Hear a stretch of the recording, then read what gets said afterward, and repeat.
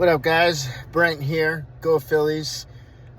Game 4 is about to come on. Hopefully they win. They need to win. If they don't win, they lose the series. But Dodgers are like super tough team. Super good pitching, good bats. So I expected this to be a difficult series. I'm just glad that they've won one game so far. Anyway, I'm about to go for a little jog, though, before that game starts. My first jog since surgery, and actually really in a while because I've got bad knees. But I'm just going to go for a light jog with the dog, and I just want to get back into these things. I want to lose weight. I've been wanting to lose weight. I have not done it very well. I've just made bad choices. And I just need to be more disciplined, especially since I'm not working out as much. So those are things that I'm going to do. You're going to see me do moving forward. The excuses have to end, right? If you have goals that you want to achieve, you can't achieve goals or make progress towards achieving goals if you're making excuses. So that's where I'm at. With that said, though, I've got some good news. Yesterday was 8 weeks post-op. Woohoo, awesome. Time is flying. I've got my appointment in about a month now, November 10th. I think my fistula is good. So that's good news. I forgot to plug it the other day, and I noticed that no pee was coming out. So it feels a little bit different. My stream doesn't feel as solid, so I feel like it's not completely healed, but there's definitely no pee dripping from it.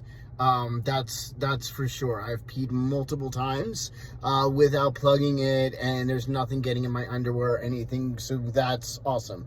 I still have some leaking. That's normal. A tad bit of bleeding, very, very, very tad bit. It's really minimal. Again, like, I really overdid it at week 3 by walking so much, so the average person probably wouldn't be bleeding this long.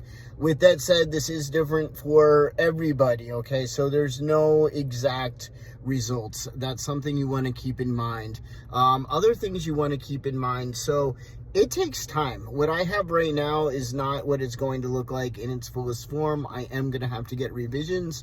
But my guy is still kind of buried for the most part. If there's blood flow there, he's a little bit less buried. He does point to the right a little bit.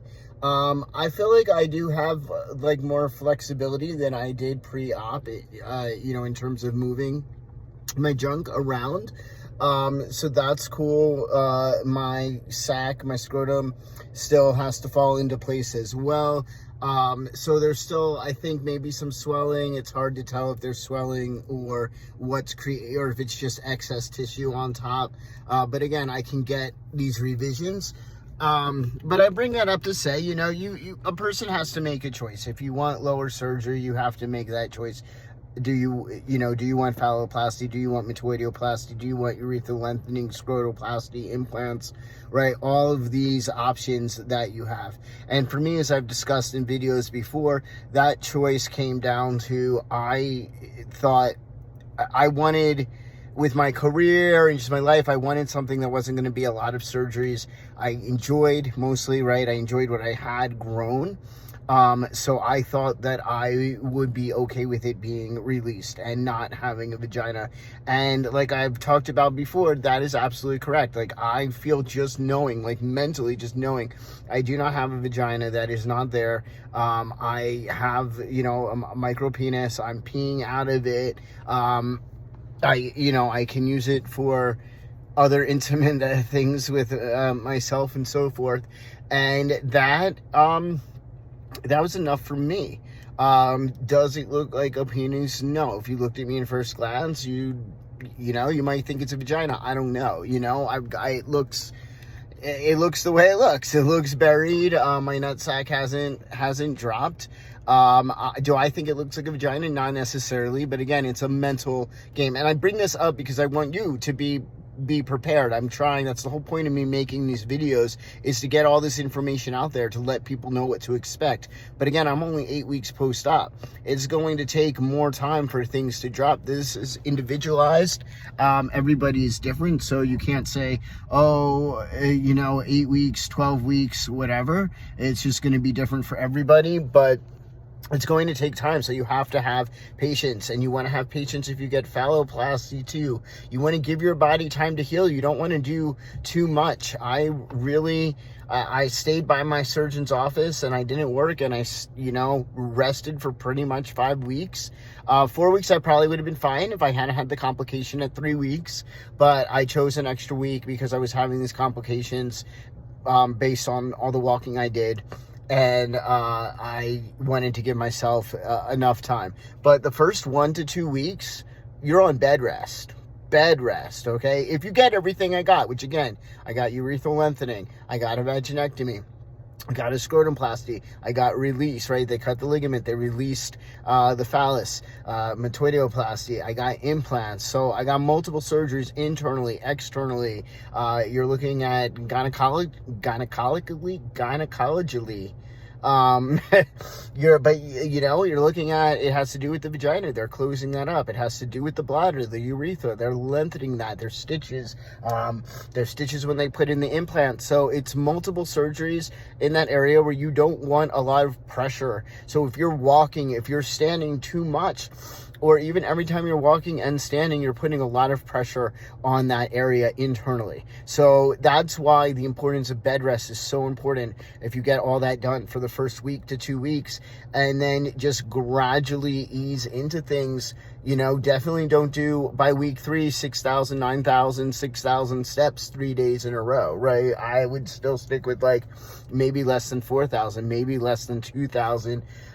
It's just really, really important to have the patience and let your body heal. But I am super, super happy. I have zero regrets. It's the exact opposite of regret for me. I'm just really, really happy that I was able to get this done. I continue to have patience. Continue to go slow. I had one little minor workout the other day where I just did some upper body band work.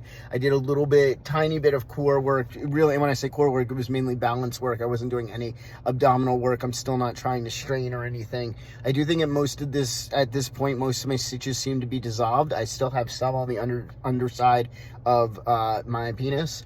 But I think most of them have been dissolved, and things have just been looking good and feeling good. So I'm happy with that, and I'm going to continue for the next 4 weeks to go slow. I was told that I could jog at 6 weeks, and now I'm in 8 weeks. And so that's why I'm going to attempt to jog now. I think it'll be okay. But again, listen to my body. If the bleeding increases and stuff, then I'm going to cut it back again, of course. If there's any pain, of course, I'm going to listen to that.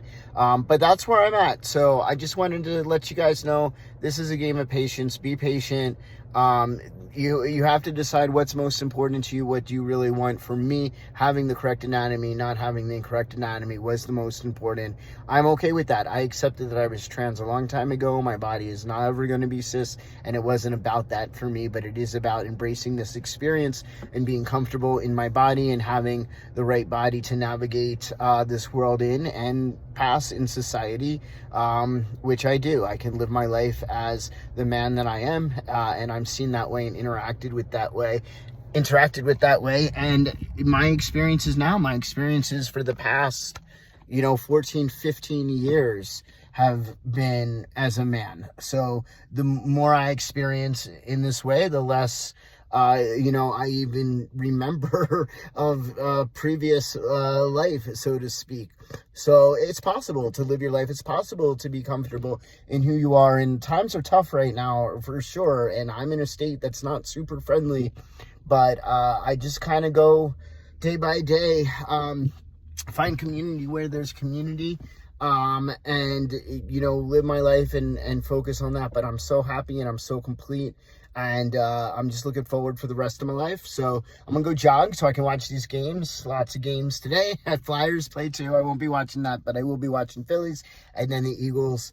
And yeah, I will see you guys when I see you guys. None of you guys really comment, but if you want to know anything in particular about my surgery, about this surgery, drop a comment. If you are interested in metoidoplasty or even phalloplasty, I suggest getting a Reddit account. I suggest going to these groups on Reddit. You're going to see a lot of pictures. You're going to hear a lot of stories. You're going to be around a lot of guys who have pursued the surgery, or have had the surgery, or are pursuing the surgery, and that is your best resource in terms of learning and especially seeing things. Your second best resource is going to be Facebook groups. So that's what I advise doing. It's been really helpful to me, and of course TransBucket as well is a very helpful source.